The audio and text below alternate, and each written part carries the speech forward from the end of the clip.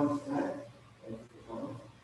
And for those of you who celebrate Rosh Hashanah, I wish you a happy Rosh Hashanah. With that, I'd like to stand and today, pledge allegiance to the flag of the United States of America and to the republic for which it stands, one nation, under God, indivisible, with liberty and justice for all.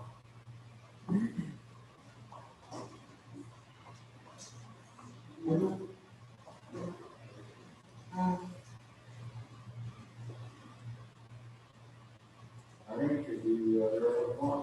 Yes. Director Cook? Here. Director Burkus? Here. Director Ball, President Monson?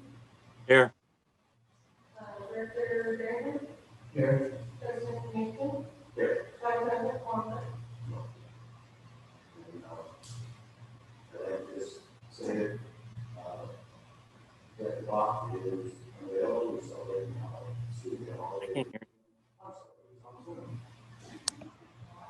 Yeah.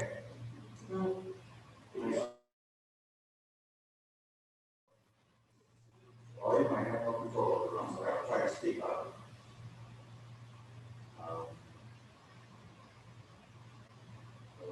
Well, Brian, the meeting as well. You got that, Marion? Yes, we call. Okay. All right, well, public official comments. Let's see, Darcy's here. So, sorry, can we ask for a motion on minutes? Did I jump? Sure, we put minutes. So, minutes, do we have a motion to approve the minutes? Second. Second. Aye. Opposed? 5 in favor, motion carried. Oh, I'm sorry, Darcy. I can't hear. Thank you, and good evening.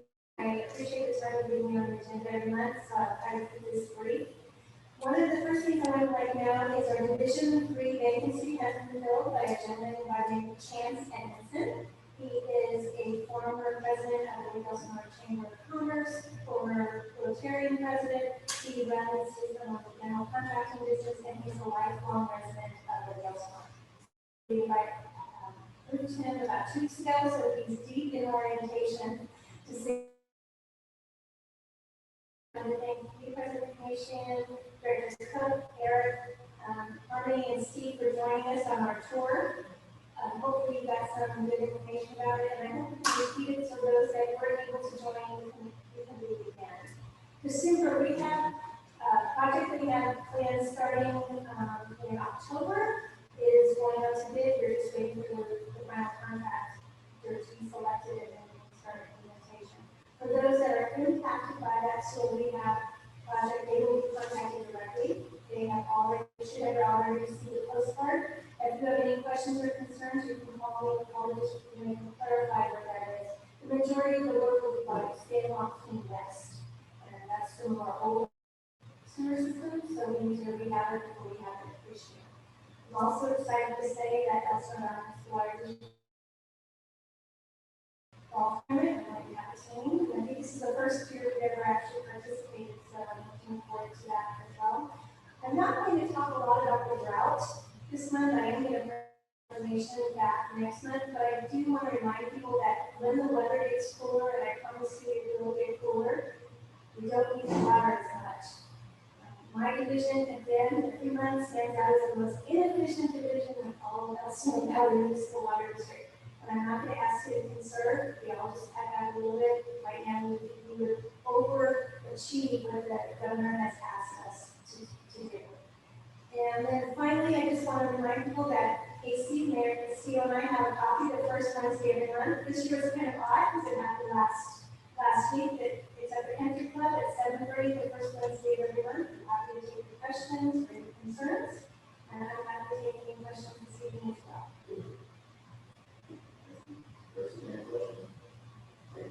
Thank you for the orientation. I wish you did a great job. Very informative. Thank you for taking the time.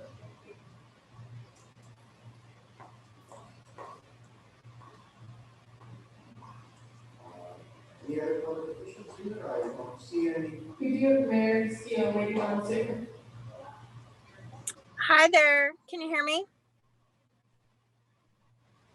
Mayor Castillo? Can you hear me? Can you hear me? Can you hear me? No, no. Can you hear me? You can see me. Can you hear me? Sorry, we don't hear you.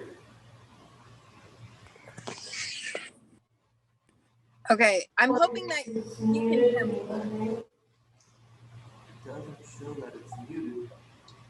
I muted mine too, just in case. I'm so sorry. Is it working that you can hear me? Are you able to hear me?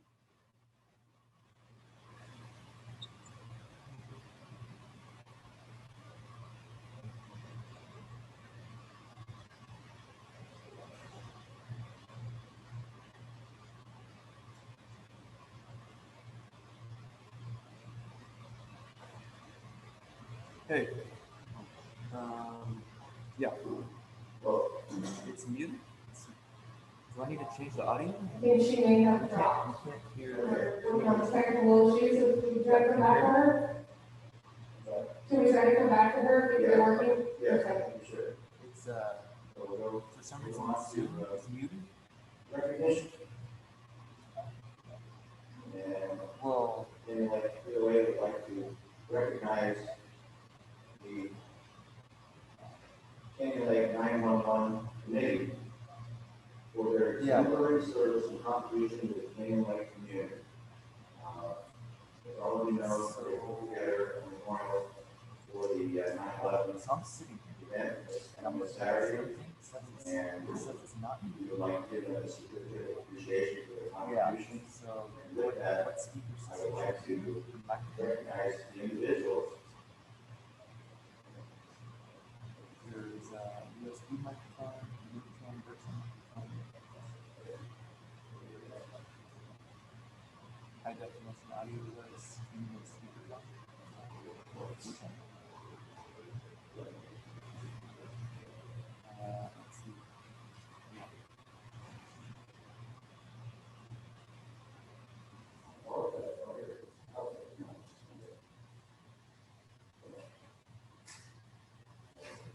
Sorry. So with that, I'd like to recognize the members of the committee, Karen Evans, Brian and Judith Locke, Casey Castillo, Tim Cook, our board member, Alyssa Escarpia-Asperis, Chris Cook, Jean Newman, Ermin Gil Mascoro, and Craig Spielman. If any of you are here, I'd like to meet you up at the table. I'll be happy to present the certificate to you. Thank you.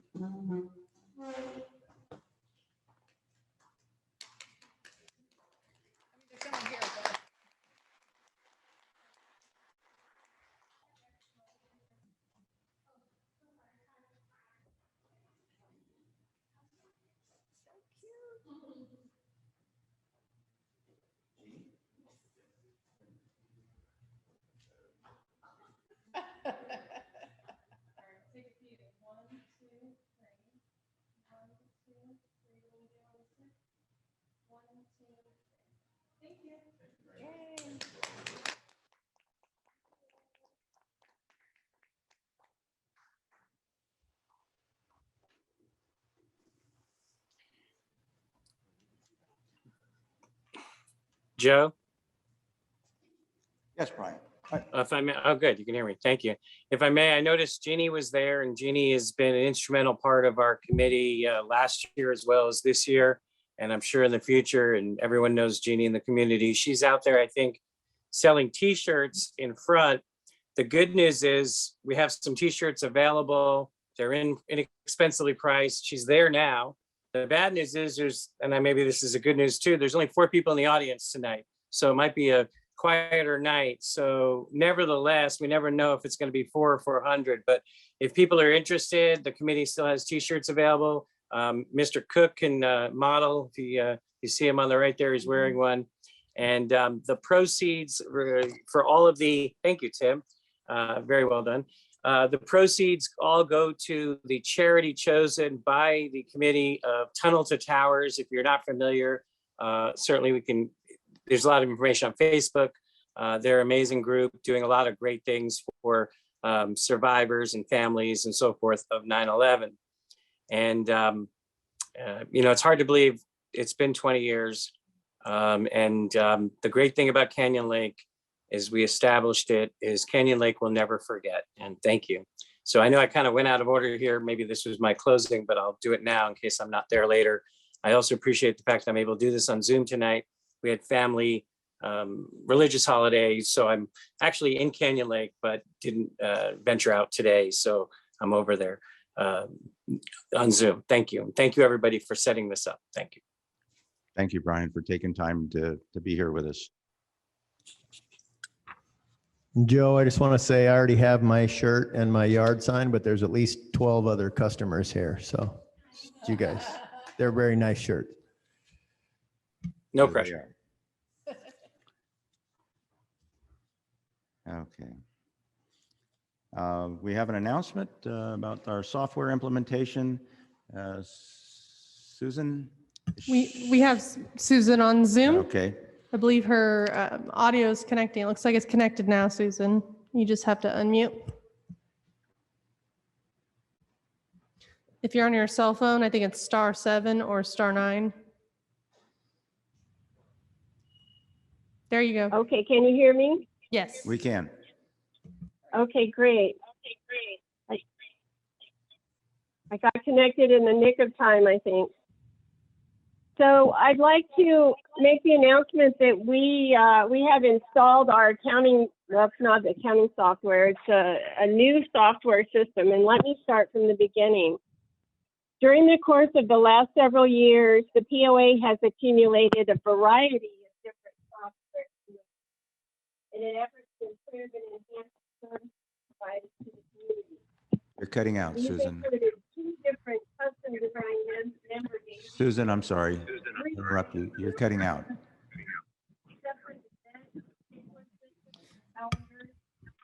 We had no electronic.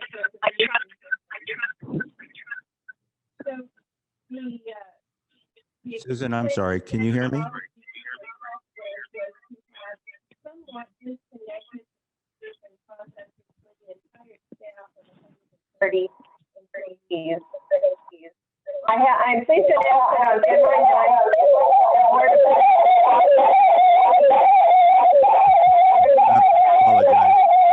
We have to mute that. I Yeah, we muted. apologize, folks. We're having some difficulties here.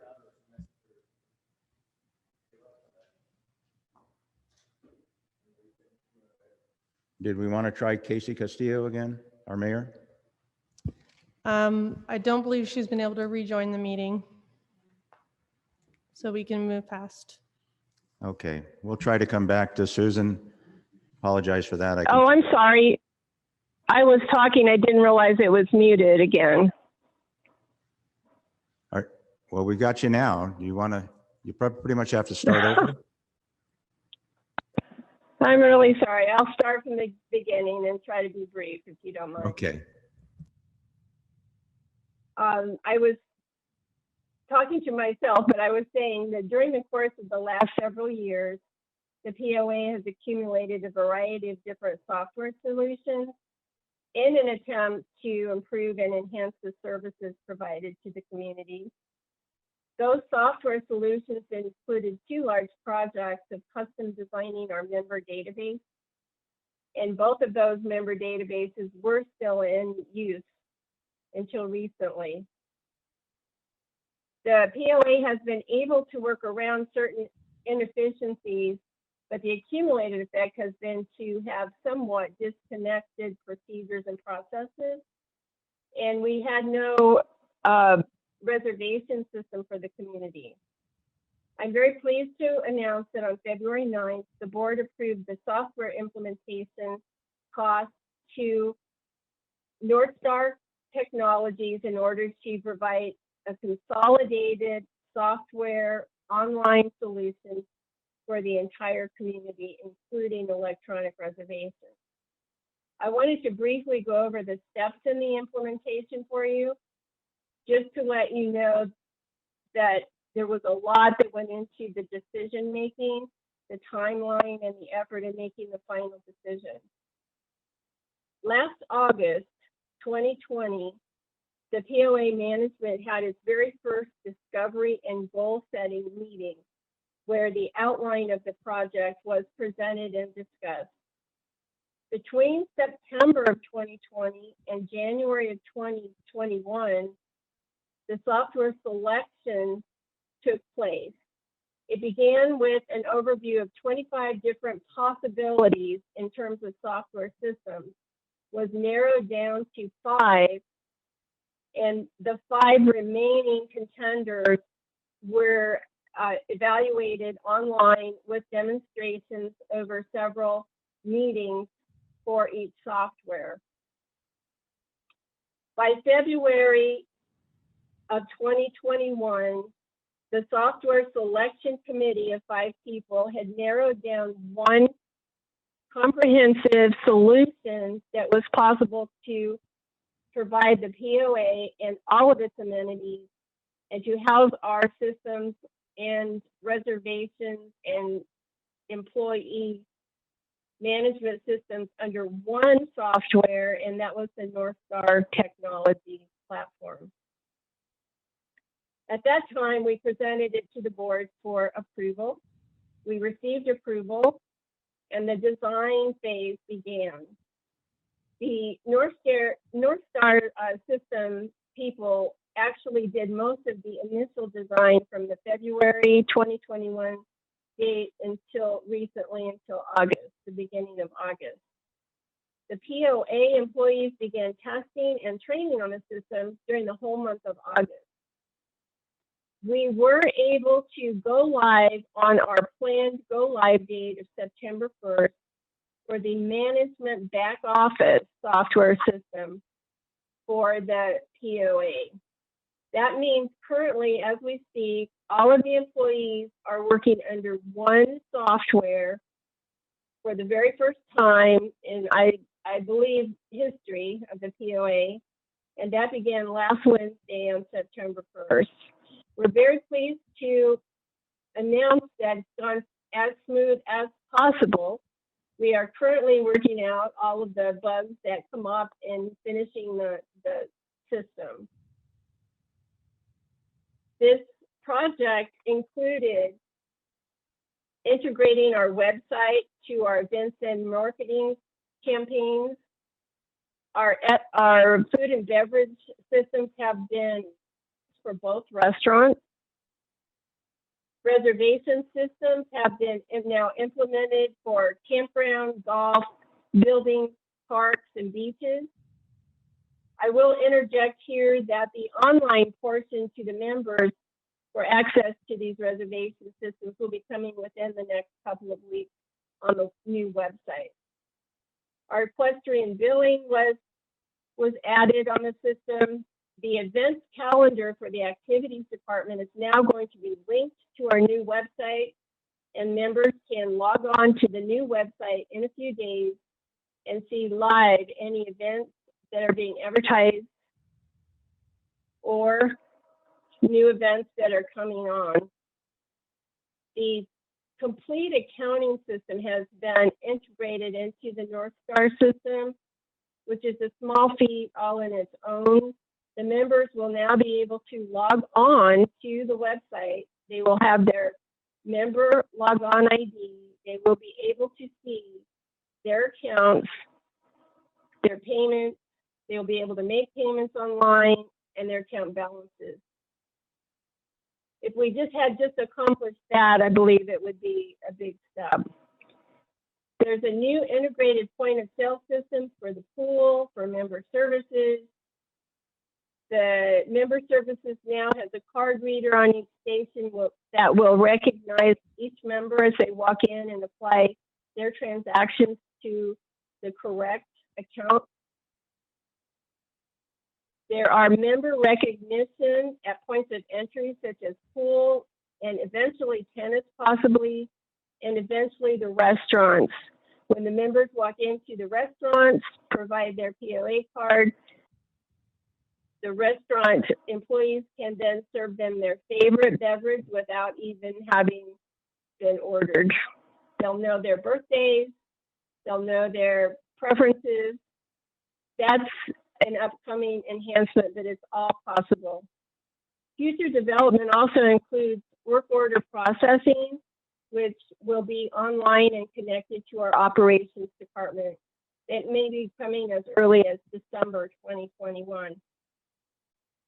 When we first started the program, our estimate was between 18 and 24 months as a possible timeline to be able to get a project of this scope fully implemented. I'm really pleased and almost surprised that we were able to do it in 11 months. All of the employees have been on board. It was a team effort, and I believe it's going to be a huge benefit both now and in the future for both the POA management employees and the community at large. We basically brought together all departments, all employees under one integrated software system. The new system will have inherent built-in improvements to employee procedures and as well have connected the processes and information that we all share on the back end. Improvements in operational effectiveness will continue over the next several months as we continue to tweak, work out the little bugs, and get used to the software. It's all very new to us right now and a little slow, but everybody is really adapting quickly. Going forward, community members and POAs will continue to see and use the efficiencies that this project has provided. We're looking forward to the website launch in a few weeks, and I know the members will be excited to see that. The website is being worked on. They're putting a lot of finishing touches to it. Very nice. I'm not sure the end user will even see that it has changed, other than it's got such better connectivity to all of the amenities, all of the activities. That's going to be a big change to the community, and I'm very pleased to have made this announcement to you today. Thank you. Thank you, Susan. The audio for me wasn't the best, and I apologize if anybody else had trouble. But Susan, can you talk a little bit about if you're prepared, about any additional expense that we went through to accomplish this and get to this point? The largest expense was the implementation cost itself. That included having the trainer on site. It included having Northstar set up the back office system so that we would be able to use it. It is their software system. It has a lot of features that we can adjust to use for ourselves. It was not specifically designed for us, and that was probably the best choice because there are over 500 other POAs and homeowners associations that are currently using this software and all of its amenities. The implementation cost was the $100,000 that was approved back in February. The ongoing costs, I'm very pleased to announce, will be less than the current costs we had been incurring for all of our other disjointed systems that we were previously using. We will break even at the least. My personal opinion is we're going to save several $1,000s by when we finally can let some of our older systems go, it's a much better cost situation for the POA in the long run. Thank you, Susan. That's what I wanted to hear, that hopefully everybody understands that in the long run, this is actually costing us less money. We're saving money with this program. So, And getting a better program. and absolutely a better program, without doubt, encompassing everything that we have in the community, and all under one software program, or one umbrella, if you will. Susan, I want to thank you and your staff and your committee for all the hard work. It's been ongoing for the last year, so we appreciate it very much. And we know there'll be a few hiccups in the transition, and we hope all the members will be a little bit patient. But once it's all fully implemented, it will be an amazing benefit to the community. Thank you, Susan. Thank you. Thank you very much. Okay, we're on to the consent agenda.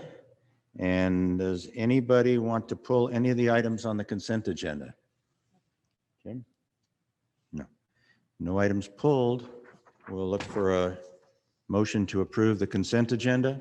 Motion to approve as written. Second. Second. Motion approved and second. All those in favor say aye. Aye. Aye.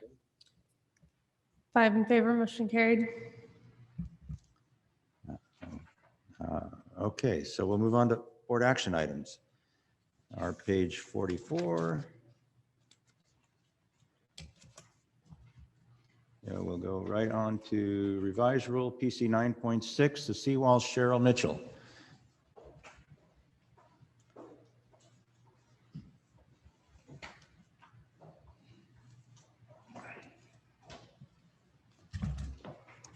Good evening. So the first rule that we are asking for approval to go is for PC 9.6, which is for seawalls. It has come to our attention that changes were needed to be made for the seawall constructions and to the revised PC 9.6. There is a need to make specific requirements for seawalls and coves and update the current rule. Other small changes have been added for reference and for informational purposes. The change includes how the specific design of the seawall and the location of the seawall for coves in order to not encroach onto a neighbor's sphere of influence. The seawall width and location must be computed by using the apex center point at the end of the cove. And then again, it basically stated out that the apex is a point established where ascending lines converge or meet.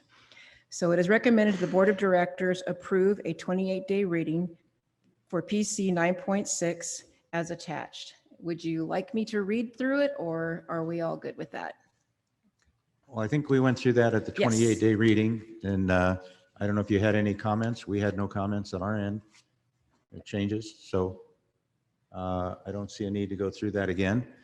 I do have a question, and maybe I missed it last month. Apex center point at the end of the cove.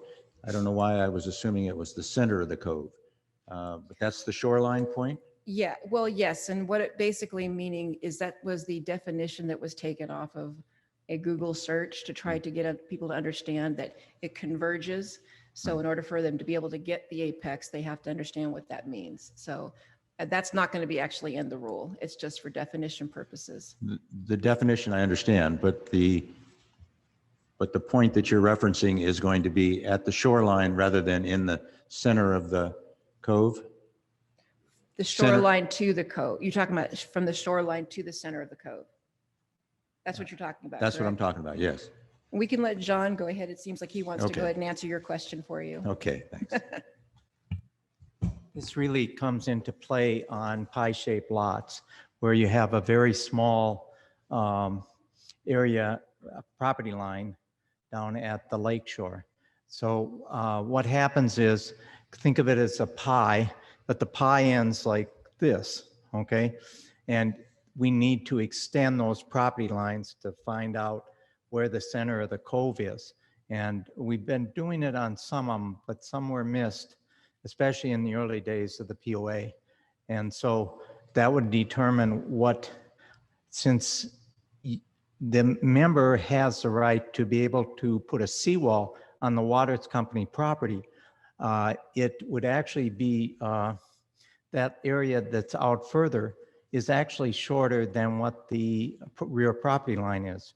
For example, most property lines in a cove are about 20 feet rear property line. If you extend it on an apex, you might end up with maybe usually about 18 feet, but it all depends on that. And what we do is we'll just use, extend the property lines, come up with the center of where it is, where all those points converge, and then we'll know how far or the width of what that seawall would be. So that really comes into play on seawalls. Okay, So I I'm not understand. sure if your question was answered. No. I didn't think so. Okay, so you're talking, so if you would just go ahead and rephrase your question again. Go ahead, please. Well, the rule reads, the location be computed by using the apex center point at the end of the cove, which the end of the cove is the shoreline, is it not? Correct. Okay, my understanding was that the point you were going to use was the center of the cove in the water, not at the shoreline. That's now, if I correct. misunderstood, that's fine, but if not, then we might want to correct that. No, it will be in the center of the cove. So each cove will obviously be different, but it's Right. just an extension of the property lines out into the center of the cove where the water is. Okay, so is the wording correct when it says at the center point at the end of the cove? Correct. And we're only talking usually about property lines or members who live on that turn at the end of the cove, not the people that live in a cove. Oh, I'm sorry. Okay. End of the cove is you're referring to the property line, not the apex. Correct. Okay, I misread it. Okay. So my apologies. So the apex is the center of the cove. In the water. And the end of the cove is the end of the property line. Right. Okay. And normally property lines that are, say, in a cove, but they have a full width property line are not affected by this. Right. Okay, I understand. Okay, thank you. All right. Any other questions? I guess we should get a motion to approve first. Motion approved. Second? Second. All right. Any other questions? All those in favor of the approval of Rule 9.6, say aye. Aye. Aye. Opposed? Oh, sorry, Brian. 5 in favor, motion carried. Thank you. Okay. Okay, so for our next one is PC 6.2E for ahead. additional requirements for fences, walls, and other improvements on or adjacent to neighboring property line rule revision. In an effort to help members to not be placed in a hardship situation, the committee deemed it necessary to revise PC 6.2E to reflect a change in the application requirements. The present rule states, in order to replace a property line wall or fence, there is a requirement to obtain both an expensive survey and a notarized signature from the adjacent neighbors to agree with the placement of the property line fence or wall. The revised rule states a survey or neighbor's notarized signature agreement of placement. In some cases, members may want to obtain a survey in the event there is a property line disagreement, or just the signature of the adjacent neighbor stating agreement of the placement of the fence. Other minor changes is the explanation that the agreement/survey will be recorded with the county and that the committee may, in some cases, require a survey.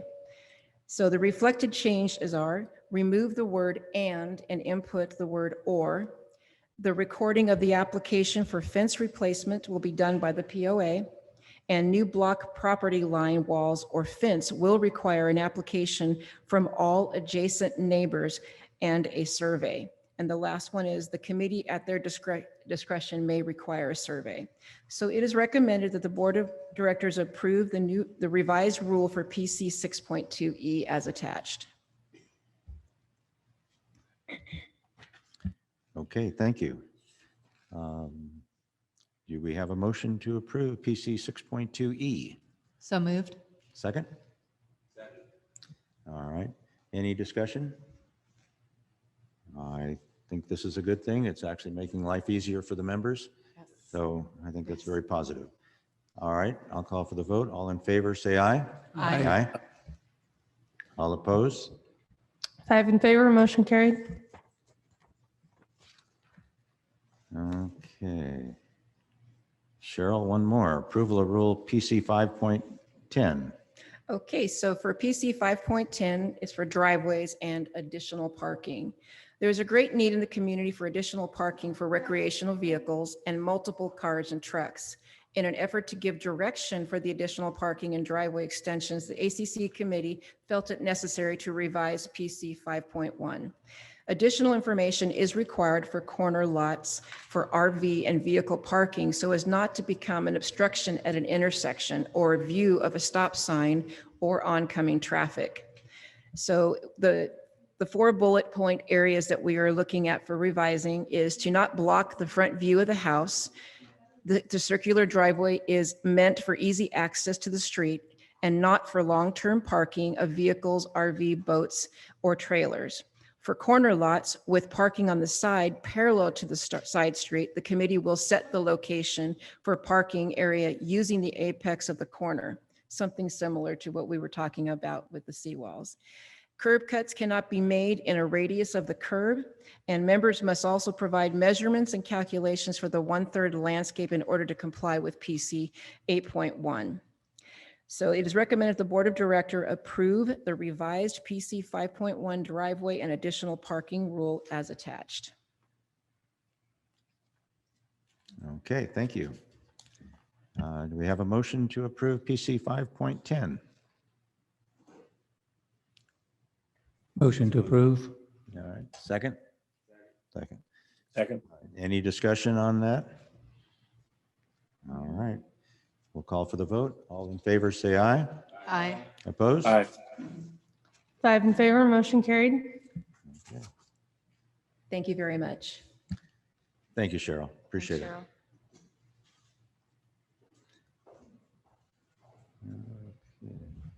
Now we've got some campground rules that we're going to modify a little bit, and this is a 28-day reading. I'll turn it over to Lynn. Hi, good evening, everyone. Thank you. Yes, so we had previously brought a rule about the campground reservation time periods, and with the software change, we realized that we needed to change a few additional rules. So we have 3 28-day readings tonight. The first one is this revised rules CG 3.4 and 3.8 campground check-in and check-out. So with us converting to this new software, like we mentioned, we'd like to revise this policy. Coincidentally, most campgrounds do have specific times for check-in and check-out, requesting to change the rules for the check-in and check-out times to avoid overlapping reservations.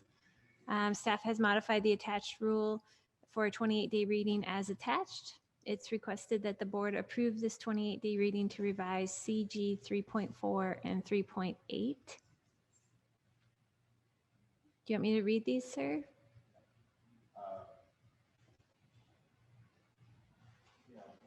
Okay. Sorry, why don't we go through that Sure. process tonight? Okay. So currently office hours for check-in are between 8 a.m. and 4:30 p.m. 7 days a week, including holidays. Now we would like to change that to check-in is from 1 p.m. On your day of arrival. And as you can see, we're striking out the next couple of sentences. Then it would read, if camping fees are not paid, all vehicles in the campsite are subject to towing at owner's expense and personal property will be removed at the same time. So we won't have the ability to have people just show up, put their stuff there and leave it there and not check in. We're trying to have specific check-in and check-out time, especially because we're going to have the ability to do the online reservations. So the next camper coming in is going to need to have the campsite available.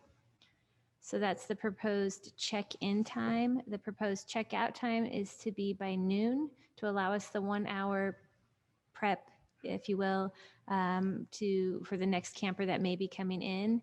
A late check may be available with approval of the campground manager based on obviously availability, but before 6 p.m. Late checkout, if available, will be an additional charge. So we're trying to modify it so we have members and their guests that have reserved the site check in and check out at a more specific time. Thank you, Lynn. You're welcome. Do we have a motion to approve rule number CG 3.4 and CG 3.8? Motion approved as written. Motion, the second? Second. Okay. All right. Any discussion? Seems pretty cut and dry. All right, call for the vote. All in favor, say aye. Aye. Opposed? 5 in favor, motion carried. Okay, Lynn, keep going. Okay, couple more. Okay, the second 28-day reading that we would like to propose changing is CG 2.1 and CG 2.2 campground availability and requirements. It sounds kind of redundant, but again, with our software, we had to make these additional modifications. Members will now have the ability to make reservations that are site specific. This is something that's been this ongoing request, so we're trying to accommodate that. Based on these factors, we would be requesting to allow members and campers to book their reservations site specific. So staff has modified the attached rule revision for CG 2.1 and 2.2 for a 28-day reading as attached and are requesting approval. So let me go over these. So in the proposed red line version on availability, the campground is available to members and their guests only. Sites may be secured through the online campground reservation system. So this is a change rather than the on a first come, first served basis, with rates varying by season because we have a winter and a summer rate and then a holiday rate. And only a member may secure a site, whereas previously it also said no specifics. So we're changing it now to you can make the reservation online and it is site specific. Requirements. So we'd previously changed a portion of CG 2.2. Reservations may be made up to 6 months in advance. That was the last change prior to date of arrival to secure availability. Reservations may be made through the online campground reservation system only, no telephone reservations. To secure a site, the member must provide a deposit, name, tract lot, number, and dates of arrival and departure. Deposits and camping fees are non-refundable. So this too was something that we realized we needed to update with us going to this online software and trying to accommodate all these things. We needed to make this change as well. Okay, thank you. Thank you, sir. Do we have a motion to approve rules CG 2.1 and CG 2.2? So moved. Second? Second. Discussion? I have a question. Question? Sure. The deposit, is it a 1-night fee, 2-night fee, or will that vary based upon the holiday season? So Steve's going to answer that. Okay. Thank you. The deposit to make a reservation is $25. Oh, okay. Thanks. Thank you, Steve. All right, moving on to the next one, Lynn, CG 2.3. Okay, yes, conditions. So campground- sorry, oh, can you, I think we need to finish the Oh. vote. Please, thank Did you. we not vote? I think you have a motion and a second and just need a call for the vote. Okay, I'll call for the vote. All in favor? Aye. Opposed? 5 in favor, motion carried. Thank you. Okay, and our last 28-day reading is CG 2.3 campground conditions for reserving a space. Okay, so I've kind of said that already before about the software. So we're requesting to modify the attached rule revision for CG 2.3 for a 28-day reading as attached. So this is the conditions for reserving a site. The red line revisions that we are requesting is reservations may be made through the online campground reservation system, no telephone reservations. The member and or guest will not be permitted to place any of their personal belongings or camping equipment at any space prior to check-in date and time. A non-refundable deposit is required to reserve the space. Okay, thank you, Lynn. We have a motion to approve rules CG 2.3. So moved. I'll move. Second? Second. All right. All right, any discussion? All right, all in favor, say aye. Aye. Opposed? 5 in favor, motion carried. Okay. All right, that takes care of that. Our last action item is approval of striping in Canyon Lake Drive near Bluebird Drive and Canyon Lake Drive South at the golf cart crossing. The FPC has evaluated homeowner concerns about the speed of westbound traffic in front of his home on Canyon Lake Drive South near Bluebird. That section is on a curve and they have poor visibility of oncoming traffic when backing out of their driveway.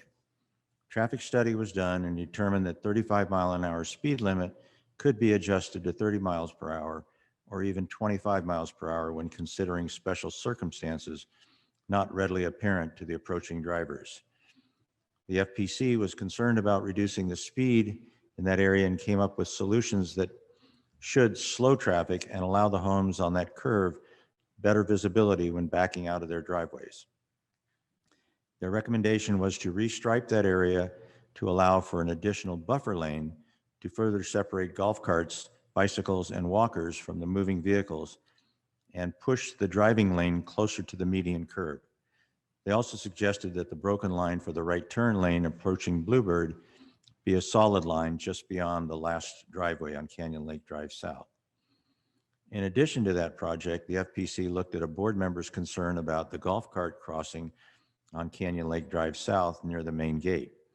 It was determined that there was a clear need to restripe the crossing with wider 24-inch lines and clear some of the taller plants at the median for better visibility and extend the eastbound utility lane approximately 35 feet to the crossing. It was also suggested a sign be posted at each of the golf course exits with procedures before crossing the road. It was recommended that both projects could be done under the one contract to save time and costs. Fiscal impact, the proposed striping shall not exceed $3,500, and the FPC has volunteered to prepare a concept drawing to reduce the cost of the project, if necessary. The funds would be drawn from the road reserve account 03670. Recommendation that the board of directors approve the striping plan for both Canyon Lake Drive South near Bluebird and the golf cart crossing on Canyon Lake Drive South at the main gate with signage and cleared visibility. And with that, there's a few drawings that identify the areas. They're a little difficult to read, but hopefully you can understand what we're trying to do. And I will look for a motion to approve this striping project. So moved. Second? Second. All right. Are there any questions? Need clarification of any sort? Okay. I think this is a good thing that we're going to do and make our community a little bit safer. So I'll call for the vote. All in favor, say aye. Aye. 5 in favor, motion carried. Thank you.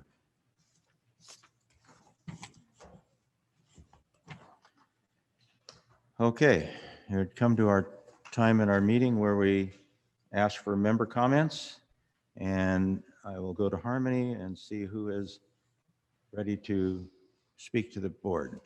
Yes, our first is Rita Benlin.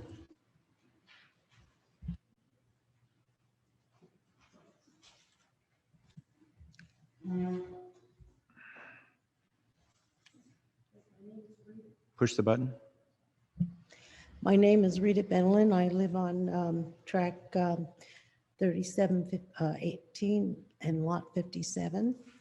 I'm here on behalf of a letter I received today. I represent my profession, which is in behavioral health. And one of the letters I received today, I wanted to call attention to the community, is from NAMI, which is National Alliance of the Mentally Illness. It says, "Dear Rita, the mental health crisis our nation faces before the epidemic has soared to a new alarming height. 1 in 20 people in the U.S. experience a serious mental illness each year, and according to the CDC, more than 40% of adults have experienced symptoms of anxiety, depression, and from August 2020 to February 2021, the stress of the epidemics Social and racial injustice and political strifes have heightened feelings of fear, anxiety, depression, and hopelessness. My reason for bringing this up is because to provide help, and in 2020, 93% more people contacted the helplines or utilized our online libraries of mental health, and I like to say behavioral health. We have responded increasingly demands by expanding our capacity, receive calls, and so forth. In all, I won't read the whole letter, but it brings out that we just don't have a physical epidemic, we have a mental epidemic. I work in behavioral health as a dual diagnosed counselor, works of heart, and I'm also on the Riverside advisory boards. And this is one of the reasons I wanted to bring attention to the Canyon Lake community, that there are availability through the county, such things, for example, we're having overdoses of drugs, and the county is offering any family member that wants to have one can have the narcos nasal sprays along with the mask. Anyone can have them.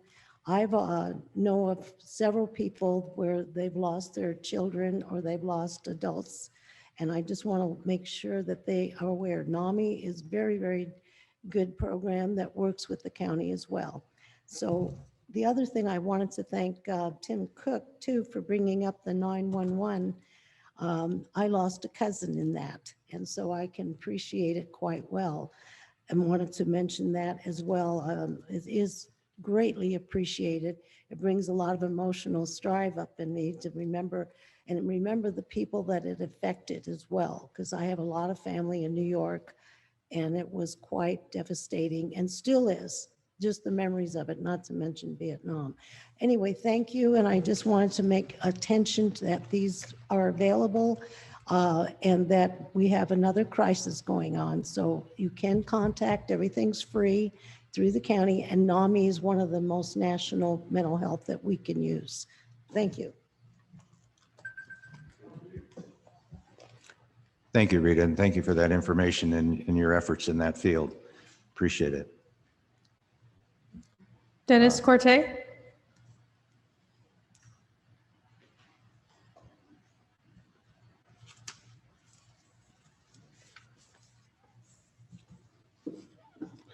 Good evening, Dennis Corte, 3868446.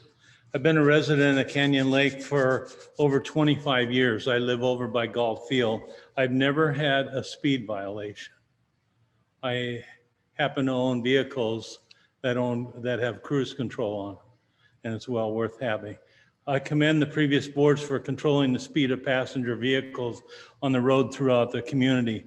The ticket trailers, or whatever you call them, the camera trailers are a very, very good incentive. And I see since the new board got on board in May, the trailers are out much more than they have ever been in the past. I go by Bluebird Hall at least 2 to 4 times a day, and the trailers are sitting there and sitting there and sitting there. I remember when the last trailer was purchased for over $100,000, and I said, that's ridiculous. And then they're sitting there and they're not being used. Okay, so I'm requesting that the rule holding the homeowner responsible for any traffic infractions should be reversed. This implies favoritism to anyone in the world but the actual dues paying member who make up the POA organization. I propose that this rule be changed so the vendor or contractor company be responsible for anyone representing that company. For example, pizza delivery stores, Amazon delivery, Grubhub, FedEx, DoorDash, etc. This came to my attention because a tenant of mine called in a food delivery service, and they live on tips, $5, $10 per house, whatever the case may be. The person was in a hurry. We have the car, we have the license plate number, we have her name and so forth. I propose that the corporation should be held liable for anyone, including employees, representing their business for deliveries and service. It's simple solution. Holding the homeowner responsible for the action of random employees is backwards. I propose the corporation should be blocked by the gate and denied entry by the gate if they're on probation for unpaid violations committed in the community. Exempting rule violator vendors for their behavior should not be the responsibility of the dues-paying homeowner. Banning vendor corporations from entering the community is a more sensible and reasonable method of reducing and eliminating traffic violations for homeowners. Thank you. Thank you, Dennis. Appreciate it. And I can tell you that's not something we haven't considered and talked about, but implementing it is a challenge. If you can imagine restricting DoorDash because of an unpaid ticket and 10 people invite them in the next day and they don't get their dinners, they're going to be calling the POA. And so it's a challenge. And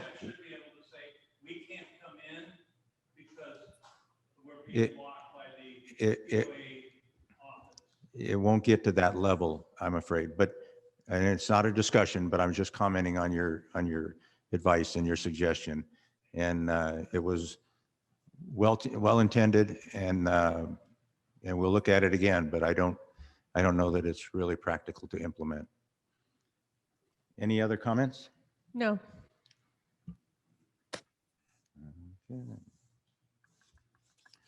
I think we're Joe, on. could I add? I'm not sure if I heard you correct. I think you mentioned the radar trailer being $100,000. Did you say the first radar trailer was $100,000? He did. No, they. I just want to clarify that for the record that the first radar trailer, the first two we purchased were about 17,000 each, and the last one we purchased was around 13,000. So the total cost of all three trailers is 47,000. Just want to let you know.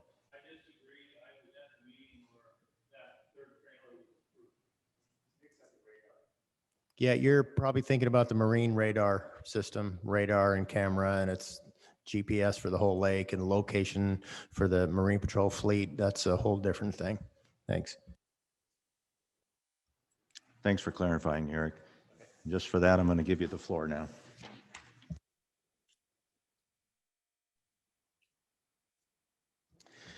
Okay, I do want to thank, I don't know if Susan's still on, but I want to give Susan a giant shout out.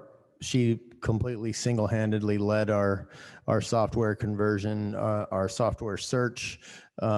She was definitely there were a lot of people that were instrumental in making this happen, but she was 100% the driving force in taking us down this path, leading the software search. And if it wasn't for Susan and our IT manager, James Trask, who hasn't stopped running for about the last month and a half, running around installing hardware and software and tablets, and Lynn Jensen also, the three of them basically made this thing happen. We had very intensive training set up in our downstairs POA conference room for 3 weeks, and every department made multiple visits there, and our conversion happened last Wednesday, and it's going really well. And so it's like she said, we pulled it off in 11 months, and so far so good. And the best is yet to come. A website that's interactive for the members, and a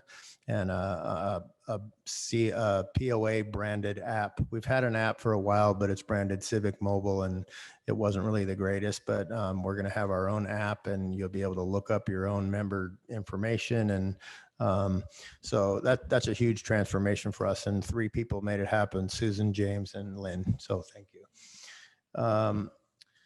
I urge people to look at the staff report starting on page 60. I'll run through some highlights. The Craig Campbell concert I attended, and it was the first concert in a long while. First concert since we had our new sound system in here, and it's a completely different experience with this sound system. The people in the front aren't getting blasted. The people in the back can hear. A very high quality sound system. So that was money very well spent. And I think we're going to very soon embark on the second part of that proposed project, which would be an upgrade to the lighting. We have original old school incandescent lights in here. And now that the sound system works so well, we'll probably be looking at doing the lighting. I also want to mention that we still have tickets for sale for the Love and Theft concert.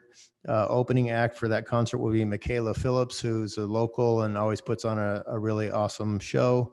And there are tickets available for September 25th, 2021. So check that out on our website. Also heard that Maui Sunday was a big success, and I think we had a giant turnout, and thanks to our activities and operations staff that made that happen. I noticed we have a couple committee vacancies. Fiesta Day has 2 vacancies, and I think we have 1 vacancy on finance for an alternate, last I heard.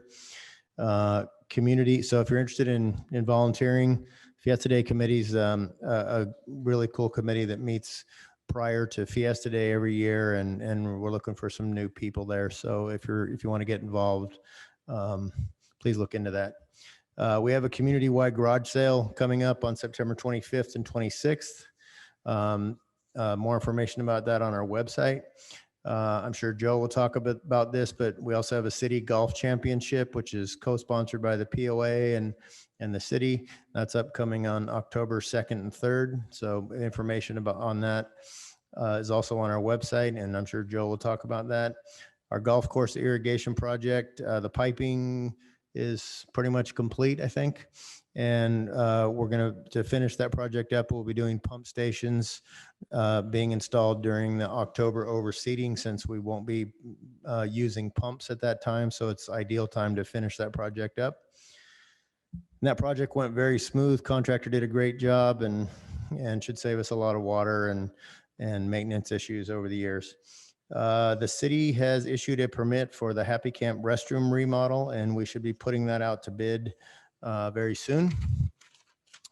And the Roadrunner Park restroom, believe it or not, is still moving along. EVMWD required a small plan change, and we're working with our engineer to get that change submitted and approved, but that's still happening. We're going to be resurfacing the tennis courts October 10th. Should take about 10 days to complete. Sierra Park North, if you've driven by there, you've seen additional equipment there, and we've been working there. We over excavated and recompacted a large amount of undocumented fill.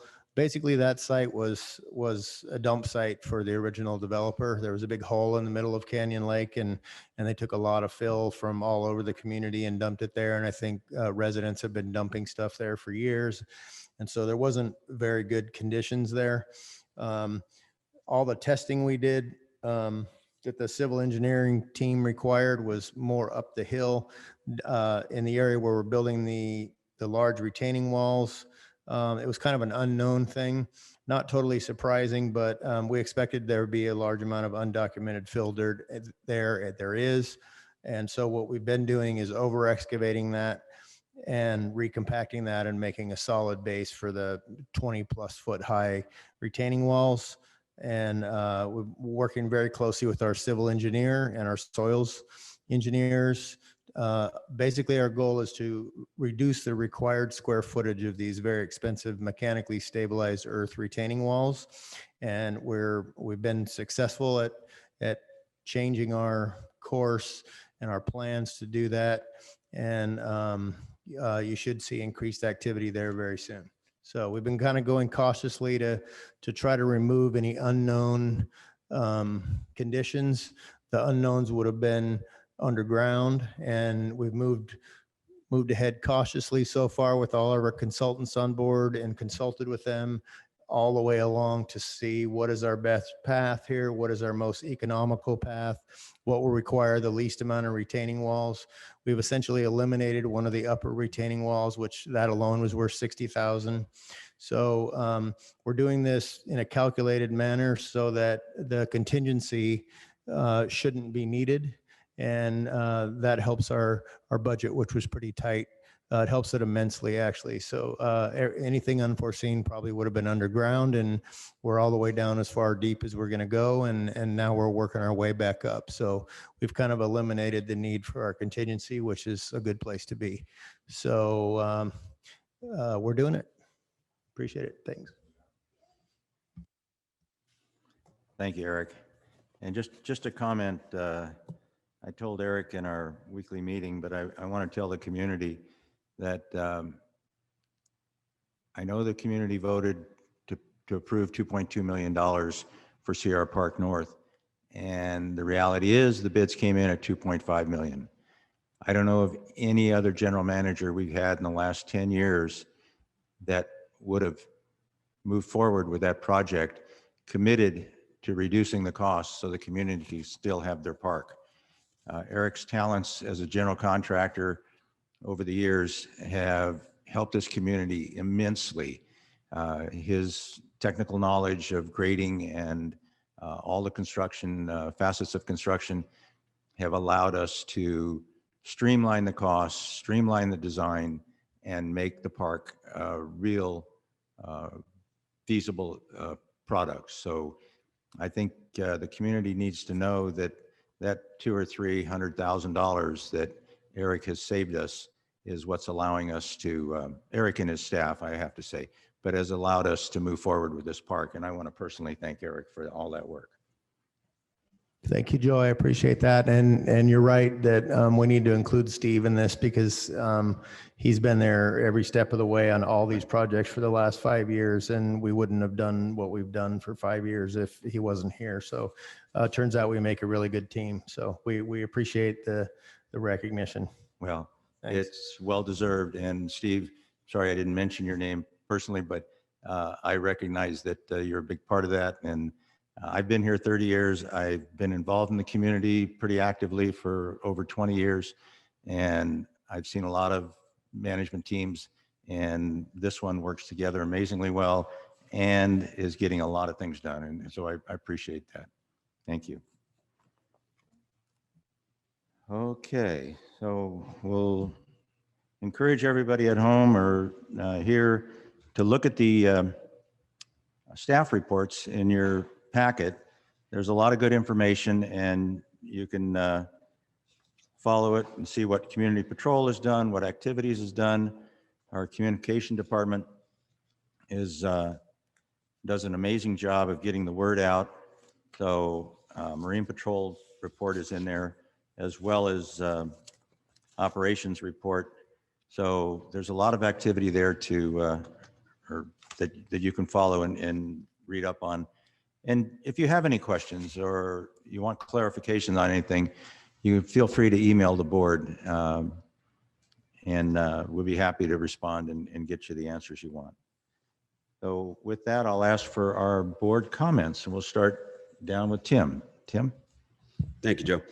Yeah, I just wanted to thank Alex and the Recreation Committee. These guys are constantly looking forward out for our community and, really keeping an eye on all the projects for our future to keep us up to date with things. And I just really appreciate them and what they do. Also, again, I love our ACC group. And they put in a tremendous amount of time. And I just love the commitment they have to our community. And I appreciate the new rule changes also. It's really going to simplify life and save some dollars too. So thank you. Thank you, Tim. Renee? Just a quick update for the senior work group. We meet actually every first Tuesday of every month, and things are starting to get very closely back to normal. There's a few things that they haven't started doing, but most importantly, what is lined up in November, they're having their boutique. It's going to be all original crafted items. So I'm excited to do some original Christmas shopping there. They're going to be planning their Christmas dinner, New Year's party. So for all those who are not involved with the seniors at the senior center, it's a great group of people, and I'd encourage you to do that and look at the calendar. There's a lot going on over there. I'd like to thank Susan for all her hard work for the software that she has been doing, as well as everything she does for the finance committee and our finance. Her brain is amazing to me. So I just thank her for everything that she does. Certainly to Eric and Steve for all that you guys are doing and saving us money. That makes my heart very happy. Thank you.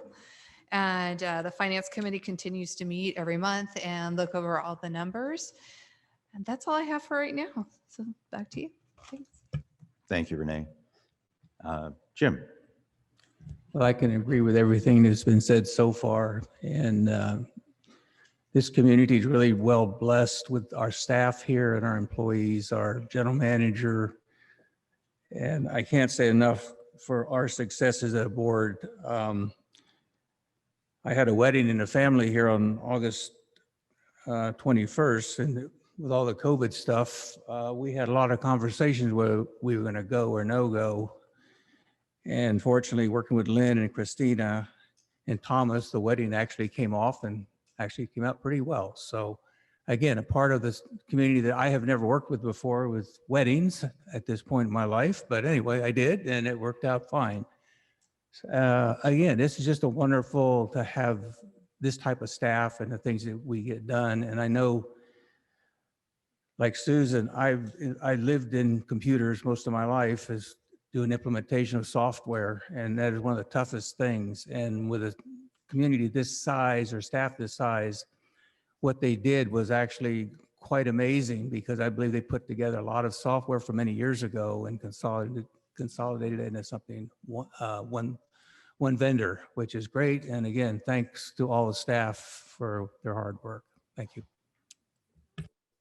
Thank you, Jim. Brian? Thank you. Yes. Yeah, I guess I wanted to come with a theme for tonight. I think my theme for tonight is September, new school year. For many, it's actually real school again. For most everybody, it's wonderful. And for us, I think here we are in a place right now where we're just seeing tremendous results from the hard work and dedication of our board, our prior board, because honestly, a lot of the stuff you see, people come up to me and go, oh, what a great thing you're doing with the, whatever. And I'm like, oh, we just started on this stuff. That's been done in the past. And I really just think this year has really shown us just tremendous development physically of the plant, the community. The dog park came out amazingly. We can only imagine what Sarah is going to look like when it's done. It's already going in there. But also the things we're looking at, technology wise, I just noticed tonight 3 or 4 major developments that sort of go, oh yeah, here's a change in a rule, or here's an announcement. But you have to understand, we've been here 10 years, you've been here 30. It's funny, I was propping up my iPad to get a better view here, and I realized this was under my iPad. And it's kind of funny, actually. If you haven't seen this book, we've come a long way since, but if you look back at our history, it's pretty amazing. But bottom line is just tremendous progress that's been made despite, if you will, 2021 and all of its other things. But bottom line is, really, I just want to commend everybody as we now, believe it or not, almost end this new year or end this year. We now have seen just great things happen. And I look forward to making a reservation at Happy Camp and getting online for other things and so forth. And even this tonight, we had a little bit of stumbles in the early few minutes, and now it's perfectly seamless. And someone said they've never seen me look better than being on Zoom. So I'll leave it at that. Maybe I'm better not in person. So on that note, thank you for everybody for all your hard work and definitely making this a year of progress. Thank you, Brian. And again, thank you for taking time out of your family event. We appreciate it.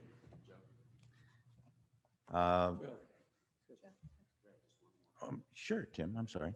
Yeah, I just want to remind everybody in the community to Saturday, 9/11. The committee is asking everybody at 9/11 tonight to go out, moment of silence. And I love all the blue lights in the community, and the more we participate, the more it just shows the spirit of our community. And I just really appreciate that from the community and from the board too. So, and the city. Thank you.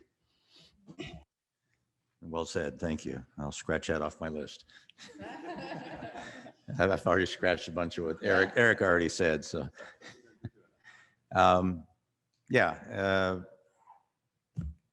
it's a great time to be in Canyon Lake. I love the community. There's a lot going on. Eric, if you've already said this, I apologize, but I didn't hear it. Phase 1 road repairs are out to bid, so folks be ready to see some road work going on in the near future. That's going to be a large project focused on a number of streets on the north side of the community. So, and that's just the first phase. There'll be a number of different phases as we move along. City Golf Championship, of course, I got to mention that. It's October 2nd and 3rd. It's open to all levels of play. We encourage anybody who loves competition and loves golf to come down, sign up. This is open to anybody that wants to play. This is probably, I'll say, the only tournament that I know of that allows anybody to walk into Canyon Lake and play the golf course. So you can take advantage of that, sign up for the City Golf Championship. It's on October 2nd or 3rd.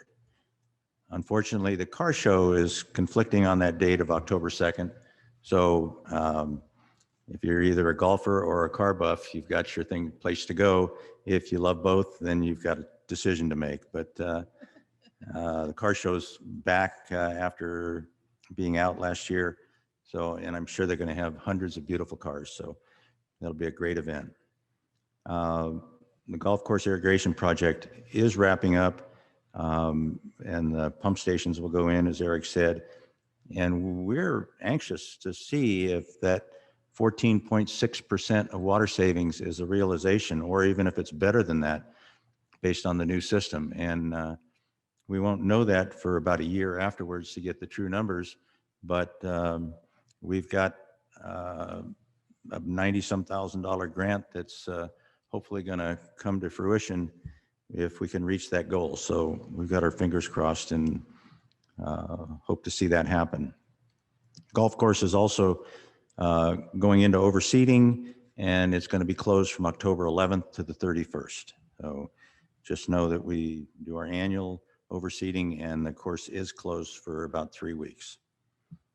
I also want to welcome Craig Brown as chairman of the Rules Committee. I appreciate him stepping up and taking that responsibility. And you know, we served on the committee before, and I just wanted to shout out and let him know I appreciate it. And welcome Greg Kalugian as a appointed position on the Finance Committee. So he was an alternate before, but there was an opening and he's moved up to the appointed position. My committee report is regarding the FPC, and some of the projects that they're looking at is the community building over near the tennis courts. They're also looking at pickleball courts, possibly ADA ramp at the Eastport, motorcycle parking at Main Gate, and evaluating uses for the mailbox area at the Eastport. And they're also looking at possible cooling center at Holiday Harbor. Just some of the projects that they're just looking at in vetting for feasibility and costs. So with that, I will thank everyone for coming tonight. And thank you at home for participating in the meeting. I appreciate it. Our next meeting is Tuesday, October 5th. We'll have a 1 o'clock executive session meeting, and then we'll be back here in the Holiday Bay Room at 6 p.m. That's Tuesday, October 5th. And I will call for a motion to adjourn. Motion to adjourn. Second? Second. All in favor? Aye. Aye. Motion, meeting adjourned. Thank you all.